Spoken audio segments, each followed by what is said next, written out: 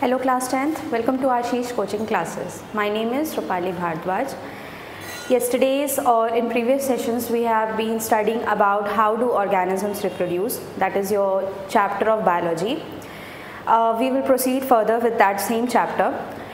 पिछले वीडियो में हमने कुछ asexual reproduction के parts को study किया था, that is fission, budding, fragmentation as well as spore formation. ये सारी चीज़ें हमने देख ली थी, बाइनरी, मल्टीपल फिजन, सब चीज़ को हमने स्टडी कर लिया था.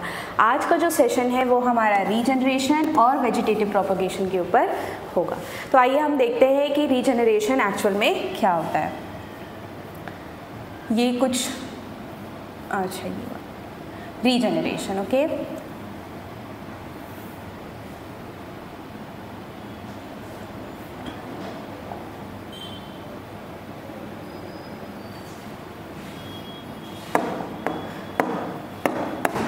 ठीक है, रीजनरेशन जो होता है वो किस में होता है, वो प्लेनेरिया में होता है. प्लेनेरिया एक ऑर्गेनिज्म है जिस ऑर्गेनिज्म में रीजनरेशन दिखता है, अपने शो होता है. ठीक है, रीजनरेशन बेसिकली होता क्या है, नाम से रीजनरेशन मतलब वो पर्टिकुलर ऑर्गेनिज्म अपने पार्ट को फिर से जनरेट कर लेगा दोबारा से. ठीक है, तो ये क्या होता है, it is a process of regrowth of damaged और missing organ part from the remaining tissue. They consist of regenerative cells. यानी कि ये ऐसा प्रोसेस है जिसमें रीग्रोथ होता है, किसका, उनके डैमेज्ड या फिर कोई भी ऐसा मिसिंग ऑर्गन है उनके पास, उन सब का रीजनरेशन हो जाता है. ठीक है, मिसिंग ऑर्गन. ठीक, तो इसी को कहा जाता है रीजनरेशन. इनके पास रीजनरेटिव सेल्स प्रेजेंट होते हैं जिनकी वजह से इनका जो ऑर्गन है वो रीजनरेट हो जाता है. जैसे यहाँ पे देख रहे होंगे ये प्लेनेरिया है, प्लेनेरिया के इतने पार्ट को यहाँ से यहाँ कट कर दिया गया. मतलब ये वाला पार्ट इसका अलग, ये मिडिल पार्ट एंड ये टेल, तीनों पार्ट्स को अलग कर दिया गया काट के. फिर क्या होगा, कुछ टाइम बाद इसका कोई जो पर्टिकुलर पार्ट जो कट है वो नेक्स्ट पार्ट में धीरे धीरे क्या होगा, फिर से रीजनरेट हो जाएगा. ठीक है, मतलब वो फिर से एक नया प्लेनेरिया फॉर्म कर लेगा, नया ऑर्गेनिज्म फॉर्म कर लेगा.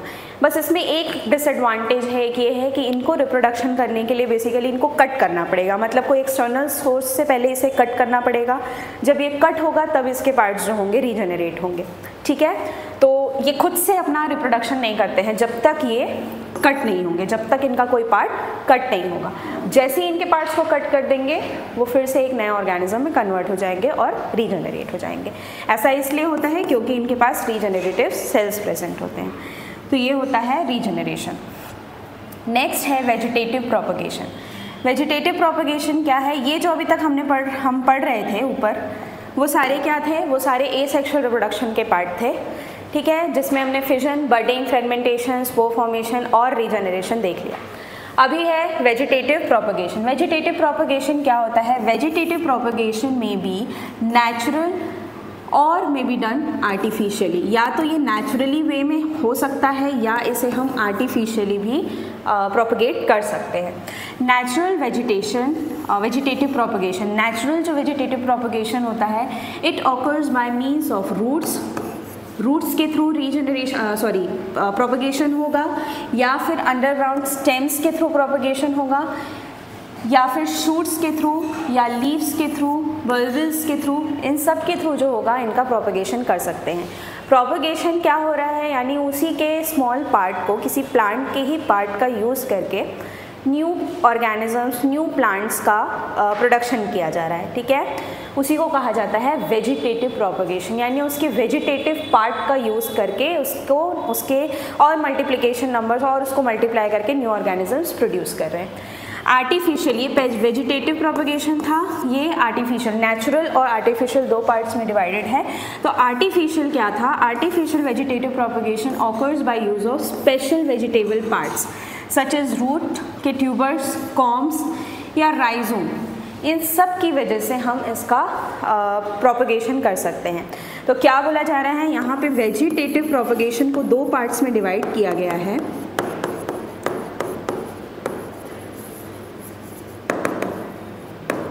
ठीक, एक है नेचुरल और दूसरा है आर्टिफिशियल. ठीक, नेचुरल प्रोपगेशन क्या था, जिसमें रूट्स, अंडरग्राउंड स्टेम्स, लीव्स वगैरह का यूज़ कर रहे हैं। यहाँ पे लिख देते हैं कि रूट्स जैसे कि स्वीट पोटैटो का यूज़ करके हम न्यू और स्वीट पोटैटोज प्रोड्यूस कर सकते हैं। स्टेम के अंदर आ जाएगा पोटैटो, ठीक है। पोटैटो एक मॉडिफाइड स्टेम होता है और उसके भी पार्ट का यूज़ करके हम न्यू पोटैटोज प्रोड्यूस कर सकते हैं। और आ जाएगा यहाँ पे लीव्स के एग्जाम्पल में आ जाएगा ब्रायोफाइलम एक ऐसा लीव है जिसको कहीं पे भी थ्रो कर देंगे वो उसके न्यू पार्ट्स वहीं से ग्रो होंगे, न्यू लीव्स ग्रो होंगे और उसी से न्यू ऑर्गेनिज्म, उसका new leaves, new Bryophyllum produce हो जाएगा, ठीक है। तो ये कुछ 3 हैं, रूट, स्टेम और लीव्स, जिसके थ्रू जो नेचुरली खुद से ही ये ग्रो कर रहे हैं, ठीक है। आर्टिफिशियल प्रोपगेशन क्या है, इसमें आर्टिफिशियल मीन्स यूज़ करेंगे, यानी एक्सटर्नल कोई भी चीज़ इसमें अप्लाई करेंगे, मैनुअली चीज़ें की जाएंगी जिसकी वजह से प्रोपगेशन होगा, ये नेचुरल नहीं होगा। ये चीज़ें हैं ये खुद से ही हो रही हैं, रूट्स खुद से ही new plants, new organisms produce कर रहे हैं, न्यू प्लांट्स प्रोड्यूस कर रहा है। लेकिन आर्टिफिशियल में एक्सटर्नल मीन्स का यूज़ करके, जैसे यहाँ लिखा है कटिंग, लेयरिंग और ग्राफ्टिंग। हाँ, कटिंग, लेयरिंग, ग्राफ्टिंग जो होते हैं वो आर्टिफिशियल प्रोपगेशन के अंदर आते हैं। कटिंग क्या है, कटिंग यानी कि उसके किसी पार्ट को, ये रोज़ में बेसिकली किया जाता है, रोज़ में परफॉर्म किया जाता है कटिंग, यानी कि उसके किसी पार्ट को कट करके उसको दूसरे रोज़ के प्लांट में अटैच करके और फिर उसमें कुछ फर्टिलाइजर्स, मैन्योर्स पैक करके और फिर वो धीरे धीरे वो एक नए प्लांट में प्रोड्यूस हो जाएगा। तो कटिंग आर्टिफिशियल मीन्स है। लेयरिंग किया जाता है जैस्मीन में, लेयरिंग ज़्यादातर जैस्मीन में देखा जाएगा। जैस्मीन में क्या किया, लेयरिंग किस टाइप का प्रोसीजर होता है, इसमें जो भी प्लांट है उसके शूट को स्ट्रेच करके इस तरीके से लैंड में डिप कर दिया, मतलब उसको डिग करके अंदर डाल दिया जाता है, फिर यहाँ से कुछ टाइम बाद एक नया प्लांट प्रोड्यूस होगा, तो इसको कहा जाता है लेयरिंग। लेयर्स के फॉर्म में वो चीज़ें ग्राउंड लेवल में उसको रख दिया जाता है। नेक्स्ट है ग्राफ्टिंग।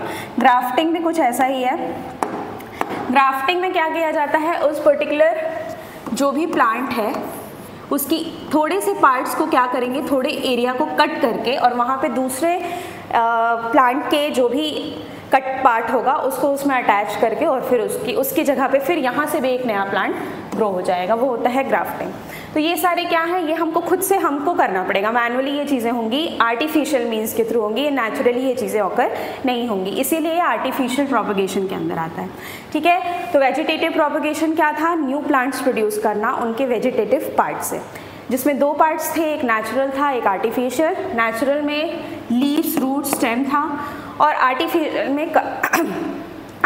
में कटिंग, लेयरिंग और बडिंग था, ठीक है। नेक्स्ट कुछ एडवांटेजेस और डिसएडवांटेजेस हैं वेजिटेटिव प्रोपगेशन के, ठीक है। तो एडवांटेजेस पहले देखेंगे। एडवांटेजेस हैं यूनिफॉर्मिटी, यानी कि जितने भी प्लांट्स प्रोड्यूस किया जाएगा वेजिटेटिव प्रोपगेशन का यूज़ करके वो सब यूनिफॉर्म होंगे, एक जैसे होंगे, ठीक है। फिर दूसरा है हाई ईल्ड, यानी कि जितने भी ऑर्गेनिजम्स, जितने भी प्लांट्स को हम वेजिटेटिव प्रोपगेशन का यूज़ करके ग्रो कर रहे हैं उनकी ईल्ड, उनकी जो प्रोडक्ट जो क्वांटिटी होगी वो ज़्यादा होगी, ठीक है, हाई ईल्ड प्रोड्यूस करेंगे। और फास्ट एस्टैब्लिशमेंट कहने का मतलब कि वो जल्दी ग्रो करेंगे, जल्दी नए प्लांट्स को प्रोड्यूस करेंगे, ठीक है, अपने जैसा सेम काइंड। डिसएडवांटेजेस क्या हैं, एडवांटेजेस होने के साथ कुछ डिसएडवांटेजेस भी हैं वेजिटेटिव प्रोपगेशन के।